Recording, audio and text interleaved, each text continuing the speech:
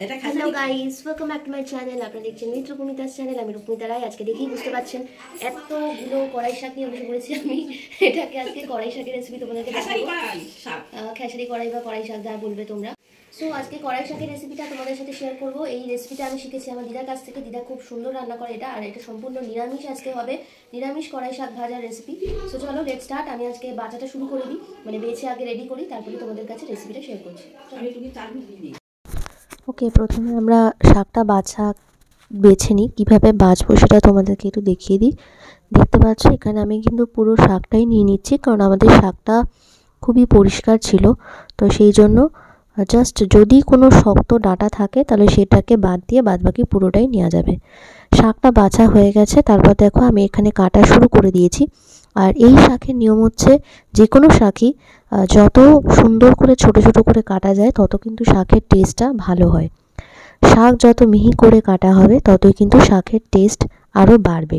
তাই জন্য যতটা পারবেন, যতটা সম্ভব ছোট করে কাটার চেষ্টা করবেন। একদিকে শাকটা কাটা হচ্ছে, আর একদিকে আমি এখানে গোবিন্দভোগ চালটাকে কিছুক্ষণ জলের মধ্যে ভিজিয়ে রাখবো। এখানে আমি 3 থেকে 4 চামচ গোবিন্দভোগ চাল ভিজিয়ে রেখেছি। আর এখানে নিয়ে নিয়েছি বড়ি, এটা হচ্ছে বিউলির ডালের বড়ি। সো আমার এখানে দেখুন শাকটা কাটা হয়ে গেছে। এবার আমি শাকটাকে ধুয়ে নেব। তারপরে এটাকে আমি চালটাকে ভিজিয়ে রেখেছিলাম, ভেজানোটা হয়ে গেছে আপনারা দেখতে পাচ্ছেন। এবার এটাকে আমি শিলে বেটে নেব। এই চালটাকে আমি শিলেই বাটবো, কারণ শিলে বাটা চালের কিন্তু একটা আলাদাই টেস্ট হয়। মিক্সিতে আপনারা চাইলে বাটতেই পারেন, তবে মিক্সিতে বাটলে কিন্তু একদম মিহি পেস্ট করা যাবে না। একটুখানি দানা দানা যদি থাকে তাহলে ভালো হয়। আমি শিলে বাটছি। শিলে বাটাটাও কিন্তু আমি একটা বাটা দেব, মানে জাস্ট একবার বাটবো, দুবার নয়। আর চালটা যখনই আমি বাটবো মাঝে মাঝে আমি একটুখানি জল দিয়ে দিচ্ছি, কারণ গোবিন্দভোগ চাল কিন্তু খুবই ঘন হয়, বাটার পর কিন্তু খুবই ঘন হয়ে যায়, সেই কারণে একটু জল দিয়ে বাটতে হবে। চালটা বাটা আমার হয়ে গেছে, তারপর আমি এটাকে আলাদা একটা বাটিতে তুলে রাখছি। এবার চলে যাব বড়িটা ভাজার জন্য। প্রথমে আমি বড়িটা কড়াইয়ের মধ্যে দিয়ে দেবো। শুকনো অবস্থায় বড়িটাকে ভেজে নিতে হবে। প্রথমেই কিন্তু তেল দেওয়া যাবে না, কারণ বড়ি প্রথমেই তেল দিয়ে ভাজলে তেল টেনে নেবে। শুকনো অবস্থায় কিছুক্ষণ ভাজার পর তারপর আমি রিফাইন অয়েল দিয়ে ভালো করে বড়িটাকে ভেজে নেব। আর বড়িটাকে এখানে আমি ভালো করে লাল করে ভেজে নেব, তাহলে বড়ির যে কাঁচা গন্ধটা সেটা একেবারে চলে যাবে।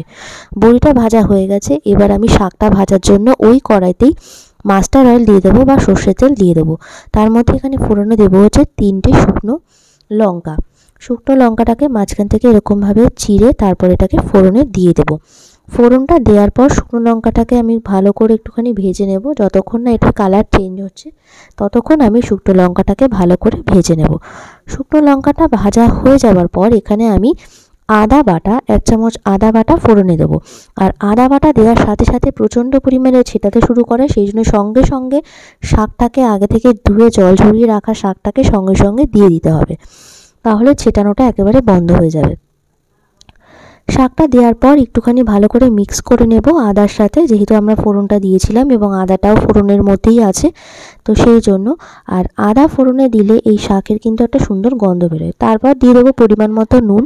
এটা আপনারা আপনাদের শাকের পরিমাণ অনুযায়ী দেবেন। আর দেবো 1 চামচ হলুদ গুঁড়ো। নুন আর হলুদটা দেওয়ার পর এখানে 2খানা কাঁচা লঙ্কা দিয়ে দেবো। ঝালের পরিমাণটা আপনারা আপনাদের পছন্দ মতো দিতে পারেন। আমি এখানে বেশি ঝাল দিইনি, কারণ শাকে বেশি ঝাল হলে কিন্তু ভালো লাগে না, তাই জন্য পরিমাণ মতো ঝাল দিয়েছি, যাতে টেস্টটা ব্যালেন্স হয়। লঙ্কাটা দেওয়ার পর ভালো করে মিক্স করে নেব, আর তারপর কিছুক্ষণ ঢাকা দিয়ে রাখবো। ঢাকনাটা যতক্ষণ শাকটা ভাজা হচ্ছে ততক্ষণ আমি বড়িগুলোকে, যেটা ভেজে রেখেছিলাম সেই বড়িগুলোকে এরকমভাবে হাতের সাহায্যে একটুখানি ভেঙে নেব। বেশি চাপ দিলে দেওয়ার দরকার হবে না, যদি ভালো করে ভাজা হয় তাহলে দেখবেন একটুখানি চাপ দিলেই বড়িগুলো ভেঙে যাচ্ছে। কারণ বড়িটা ভেঙে নিচ্ছি এই কারণে, কারণ যখনই আমি বড়িটা শাকের মধ্যে দেবো তখন বড়িটা কিন্তু শাকে যে এক্সট্রা জল থাকে সেটাকে অ্যাবজর্ব করে নিতে পারবে, আর বড়িটা সেদ্ধ হয়ে যাবে। শাকটা দেখুন আমাদের অনেকটা ভাজা হয়ে গেছে, কিন্তু এখনও পরিমাণে এর যে জলীয় ভাবটা সেটা কিন্তু সম্পূর্ণরূপে চলে যায়নি, তাই জন্য আমাদের এখনও কিছুটা ভাজতে হবে। আর এই পর্যায়ে এসে আমি এখানে দিয়ে দেবো হচ্ছে চাল বাটা। যে গোবিন্দভোগ চালটা আমি বেটে রেখেছিলাম সেই গোবিন্দভোগ চালটাকে দিয়ে দেবো।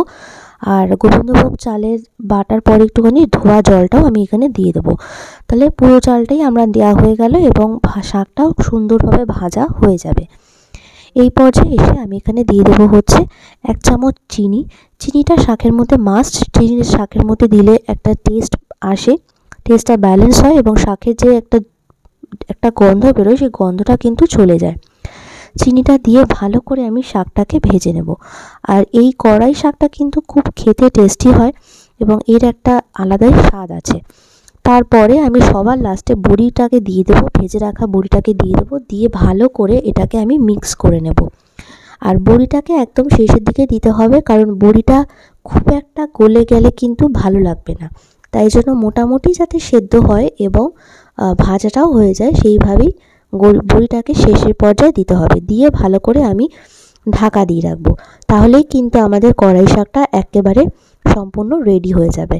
ঢাকনা খোলার পর দেখুন আমাদের বড়ি কিন্তু সেদ্ধ হয়ে গেছে, আর শাকের কালারটাও দেখতে পাচ্ছেন চেঞ্জ হয়ে এসছে অনেকটা। এখানে কিন্তু আমাদের শাকটা সম্পূর্ণরূপে কমপ্লিট হয়ে গেছে। আমরা এই পর্যায়ে এসে গ্যাসের ফ্লেমটাকে বন্ধ করে দেবো, তারপরে আমি এটাকে নামিয়ে দেবো। শাকটা নামানো হয়ে গেছে। আমার এই রেসিপিটা কেমন লাগলো সেটা কিন্তু আপনারা অবশ্যই কমেন্ট করে জানাবেন। ভালো লাগলে একটা লাইক করে দেবেন। আর এরকম আরও সুন্দর সুন্দর রেসিপি দেখার জন্য অবশ্যই আমার চ্যানেলে সাথে থাকবেন। আর আমার চ্যানেল যারা সাবস্ক্রাইব করেননি তারা অবশ্যই আমার চ্যানেলটাকে সাবস্ক্রাইব করে দেবেন। আর আপনাদের সাথে দেখা হচ্ছে আবার পরবর্তী ভিডিও নিয়ে, অন্য কোনো ভিডিও নিয়ে ফিরে আসছি। ততক্ষণ জন্য সবাই আপনারা সুস্থ থাকবেন, ভালো থাকবেন, সাবধানে থাকবেন, আর নতুন বছর খুব ভালোভাবে কাটাবেন এবং ভালো থাকবেন। সো গাইস, আমি এখানেই শেষ করছি। দেখা হচ্ছে আপনাদের সাথে খুব তাড়াতাড়ি। টাটা।